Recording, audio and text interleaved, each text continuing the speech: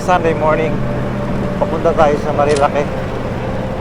Wala lang, it's just to explore the place siguro for 1 hour doon and then pabalik. Pag umabot ka na sa punto na to, napakalamig ng hangin, napakasariwa, alam mong... Well, ang pinakanagustuhan ko dito, presko. So pumunta kami sa Marilake Highway.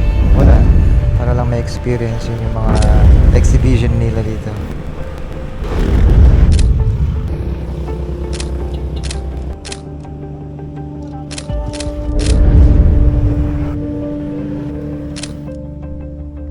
Kasama ko dito si Jelani. Amin Bandaran ba? So yun, nagamit ko dito si DJI Osmo Action 3. Siya yung most of the footage na gamit ko sa motor. Napaka stable niya. Tapos sa mga photos naman, si Sony A9 85mm.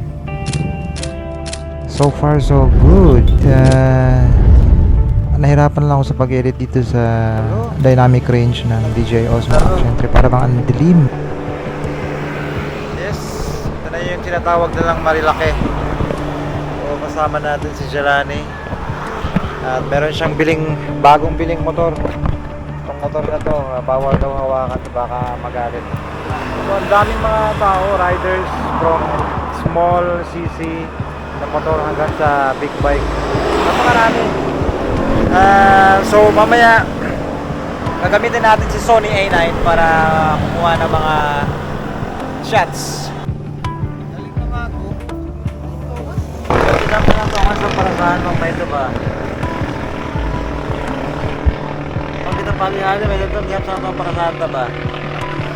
Kaya balik na. Bisa yung kamay mo niya. Perfect naman yung experience. Huwag kita na humando siya, na kita magsuko na dyan. Kanya... Salamat ha! Siguro nasa biyaheng 2 oras from Pasay City. Kasama ng traffic, pero pag hindi ma-traffic, saglit lang. May mga pagkain din dito, pero expect mo na doble yung presyo.